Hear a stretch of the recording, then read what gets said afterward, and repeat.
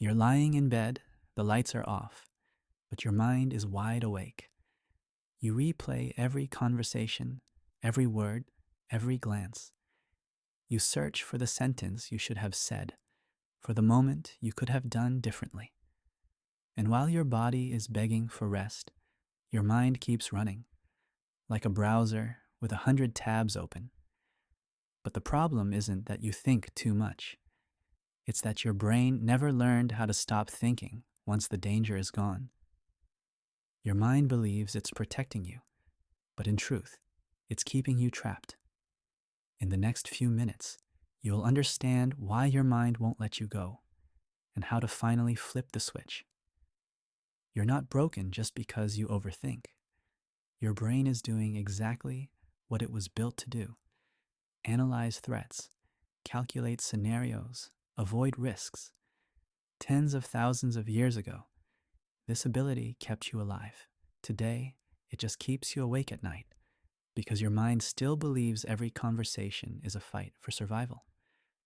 Overthinking isn't a sign of weakness.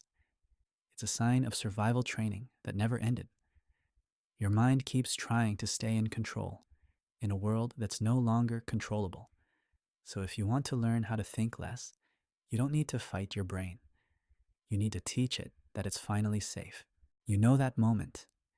You want to shut down, but your mind keeps working overtime. You analyze conversations, plan future scenarios, ask yourself questions that have no answers. The more you try to find peace, the louder it gets inside. That's because your brain can't tell the difference between real danger and imagined danger. It reacts to an argument the same way it would to a lion in the wild. Your prefrontal cortex analyzes, your limbic system sounds the alarm, and your body releases stress hormones, even though you're just sitting on the couch. Thinking becomes a self-running loop, a cycle of control, fear, and analysis. And every time you tell yourself you'll just think about it a little more, you're retraining that same loop all over again. Imagine your brain as an engine that's never allowed to idle. Even when you're stopped at a red light, it keeps revving. And sooner or later, you start to smell the burning oil. When you notice yourself overthinking again, quietly say to yourself, I am safe. Take one deep breath. Feel the ground beneath your feet.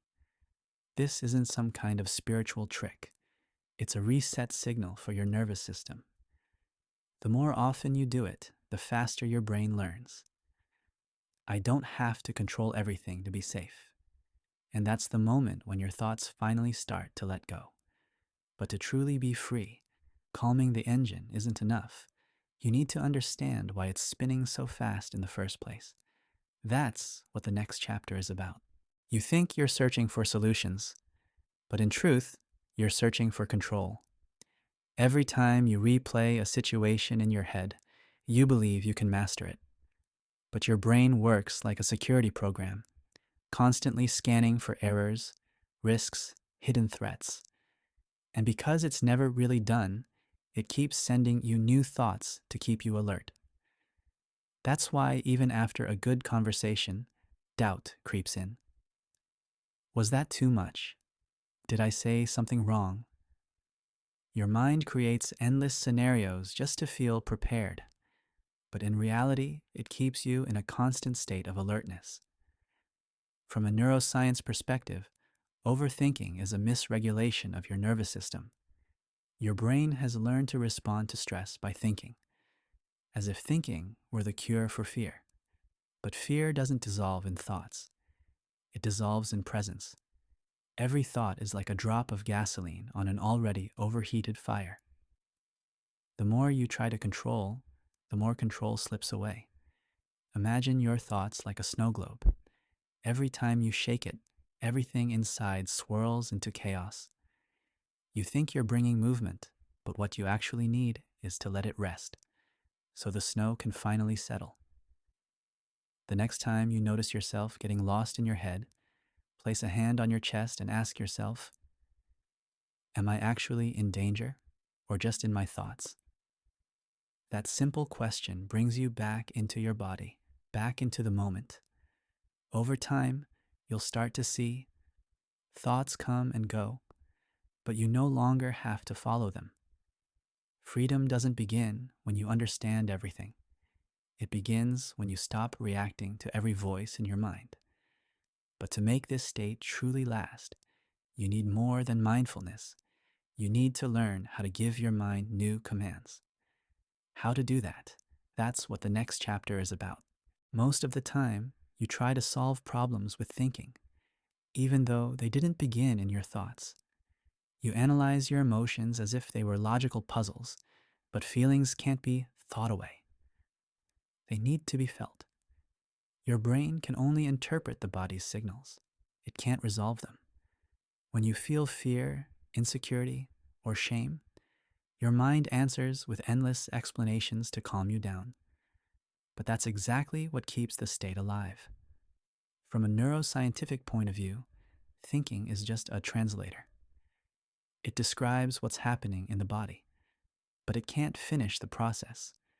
So when you feel restless and try to find the reason why, your nervous system stays active, waiting for a signal that the danger has passed. That signal can only come from the body, not from a thought. Imagine your mind as a GPS that keeps saying, recalculating route, even though you've already arrived. It simply doesn't know you're safe because you never let it feel that way. That's why you have to reverse the focus, away from thinking toward feeling. When you notice yourself going in circles, close your eyes for a moment. Feel the air touching your nose. Notice your chest rising and falling. Let your breath deepen without forcing it. You don't have to let go. You just have to be here. Because when you're fully sensing, thoughts lose their power. After a few seconds, you'll notice your mind beginning to quiet down, not because you forced it to, but because you showed it. Here, in this moment, there's nothing to do. No attack, no threat, just life. That's the moment when thinking becomes a tool again, not your prison. But to maintain this state, you have to understand how to reprogram your brain, step by step. That's exactly what the next chapter is about. Your brain is like a muscle. It repeats what you show it most often. If you feed it daily with worries, analysis, and self-doubt, it becomes an expert at spotting danger, even where none exists. Overthinking isn't a personality trait. It's a neural pattern, and every pattern can be rewritten when you train it consciously. Neuroplasticity means your brain is constantly changing. Every action, every thought, every emotion leaves a trace in your nervous system. So when you start responding in new ways, your brain also begins to think in new ways. The goal isn't to stop your thoughts. It's to give them a new direction. Start with small rituals. In the morning, before touching your phone, take 10 seconds to breathe consciously and notice that you're alive. No to-do list, no plan, just presence. After a few days, your brain will learn. The day doesn't begin with thinking, but with being. At night, when your mind starts writing stories again, imagine your thoughts as cars passing by. You don't have to stop them. You just have to stop getting into everyone. Quietly say to yourself, I see you, but I'm not going with you. That inner distance is the beginning of true mental freedom. Over time, something shifts. The pauses between your thoughts grow longer. Your breath becomes calmer. Your body feels lighter. And you begin to realize you don't have to lose your mind to find peace. You just have to learn how to lead it. Because you are not your thoughts. You are the space in which they appear and disappear. And the more often you recognize that, the quieter it becomes inside you. In the next chapter, you'll discover how to make this new state last in everyday life, so your mind stops being the commander and becomes your ally instead. Inner peace doesn't come from big realizations. It comes from small decisions made over and over again. Your mind will never be completely silent, but you can learn not to get lost in every single thought. It starts in everyday moments when you're waiting, doubting, or rushing. That's where it's decided. Will you fall back into old patterns, or will you stay conscious? When you wake up in the morning, notice the very first thought that comes. Don't judge it, just quietly name it. Planning, doubting, remembering. By doing this, you separate yourself from identification. You realize, I am not this thought, I'm the one observing it. That's mental hygiene, like brushing your teeth, but for your mind. As the day goes on, you'll see that thoughts come and go like waves, sometimes small, sometimes strong. You don't need to stop them. You just need to stop fighting them. A wave loses its force when you simply let it roll in. That's how emotional relaxation works, not through control, but through trust. Turn it into a daily practice. Pause 3 times a day, after waking up, during lunch, and before bed. Take 3 deep breaths and ask yourself, am I here right now? If you notice you're in your head again, bring your attention back to something physical. Your hand, your voice, your breath. Over time, this small act becomes a new reflex. Your nervous system begins to link safety not with control, but with presence. That's real reprogramming. You're not training yourself to think less. You're training yourself to stay calm while you think. And that's where freedom begins. Not in the silence of the mind, but in peace with its voices. But to truly understand that peace, you have to uncover what's behind all this thinking, what your mind has been trying to tell you all along. That's what we'll explore in the next chapter. Behind every thought lies an emotion that wants to be heard.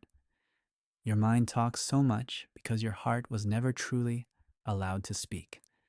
Every what if is often just an unspoken I'm afraid. And every I should have done better is really I wish someone understood me. So overthinking isn't your enemy. It's a signal. Your mind isn't asking for analysis, it's asking for attention. It wants you to finally stop and listen. Psychologically, thinking is a defense mechanism. When a feeling feels too intense or unsafe, the brain translates it into thoughts. That's its way of regaining control. But emotions can't be solved intellectually. They need to be felt, not understood. When you start to notice the emotion beneath the thought, whether it's fear, guilt, shame, or sadness, the thought immediately loses its power. Imagine your thinking as a loud translator, constantly talking because it's afraid you won't hear the message. But the moment you tell it, I've heard you, it quiets down. That's exactly what happens when you acknowledge the emotion beneath the thought. You disarm it. Next time you catch yourself overthinking, pause and ask, what am I actually feeling right now? Not, why am I feeling this? Just what? Maybe you feel pressure in your chest, heat in your throat, or a pull in your stomach. That's your body finally taking the microphone. Stay with it for a moment without pushing it away. In that simple act lies healing. You start communicating with yourself instead of about yourself. You realize your thinking was never against you. It was only trying to protect you. And once you see that, noise turns into understanding, tension into compassion. But understanding alone isn't enough. To be truly free, you need to build a new habit, one that teaches your mind that silence is safe. That's what the next chapter is about. Silence isn't something you look for. It's what remains when you stop fighting. But because your brain has spent decades finding safety in thinking, silence feels threatening at first. You sit down, close your eyes, and suddenly it gets loud inside. Thoughts burst out like a flock of birds the moment you try to catch them. But that's exactly the moment you begin to train your freedom. From a neuroscientific point of view, your brain learns through repetition what normal feels like. So when you create moments of silence regularly, your nervous system will eventually start to recognize them as familiar. At first, it reacts with restlessness, but after a while, with relief. Because silence isn't emptiness, it's the natural state of your mind before the world got too noisy. Start small, 5 minutes a day. No phone, no music, no goal. Just sit and observe what happens inside you. Maybe boredom shows up, maybe unease. Stay anyway. When a thought comes, gently say, later. You'll be surprised how rarely it comes back. Each day, the space between a thought and your reaction grows wider. That space is freedom. In it, you can decide whether to engage or let go. In that silence, life stops feeling like a fight and starts to feel like a space, wide, calm, open. And one day, you'll realize the things you used to think about for hours resolve themselves on their own, not because you figured them out, but because you stopped holding on. Silence becomes your new normal, your inner home. But the real art isn't just finding peace in silence, it's keeping that peace while you're in motion in the middle of life's noise. How to do that? You'll learn in the next chapter. True calm doesn't show itself when everything is quiet. It shows when you stay calm, even while everything around you is in chaos. You can't withdraw from the world forever. Life will always demand, disturb, surprise you. People will have expectations. Plans will fall apart, and thoughts will return. But the way you meet those moments can change completely. You've learned how to let go in silence. Now you'll learn how to do the same in chaos. When you are in the middle of stress, a conversation, noise, or a crowded room, remember your breath.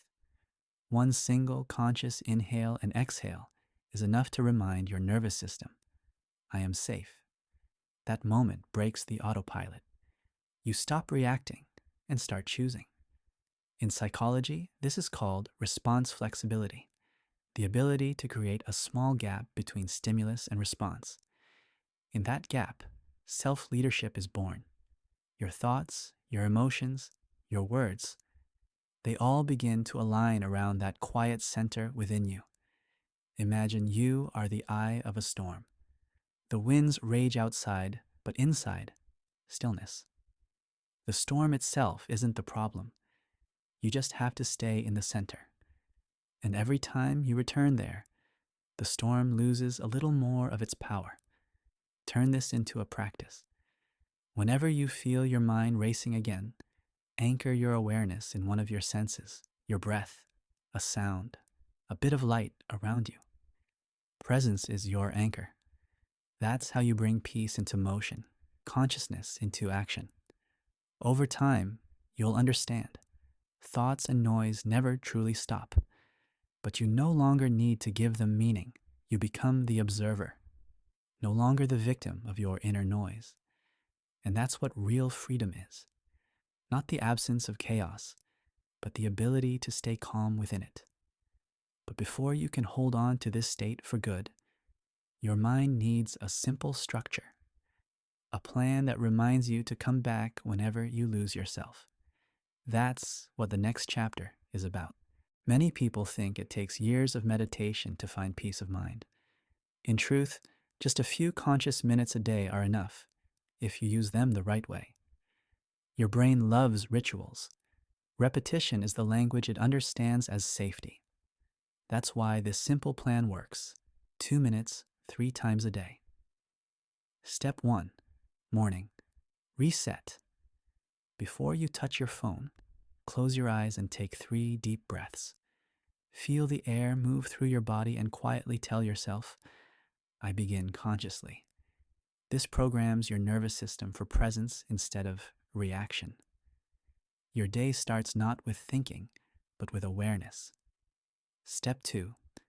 Afternoon, interrupt. At some point during the day, you'll notice yourself getting lost in your head, maybe while scrolling, maybe in the middle of a worry. That's the moment to pause for 2 minutes. No distractions, no judgment. Breathe, feel the ground beneath your feet, and say to yourself, I'm here. This tiny stop is like a soft reboot for your mind-body system. Step 3. Evening. Release. Before you fall asleep, don't think about what you could have done better. Instead, ask yourself, what can end today? Imagine placing your thoughts on a shelf, like books. You can open them again tomorrow, but tonight they get to rest. These small rituals may seem simple, but they carve new neural pathways. Your brain begins to associate safety with presence, not rumination. And every time you repeat this plan, your trust grows. You don't need a perfect life to feel calm. You just need moments where you are conscious. If you keep this rhythm for a few weeks, you'll notice the change. Thoughts still come, but they pass through. You become clearer, slower, more authentic, because clarity doesn't come from control. It comes from space. In the final chapter, you'll see how all of this connects and why the way out of overthinking doesn't end in your mind but begins in your heart. At the end of this journey, you begin to understand. Your goal was never to get rid of your thoughts. It was to make peace with them. You were never the chaos itself. You were the one observing it.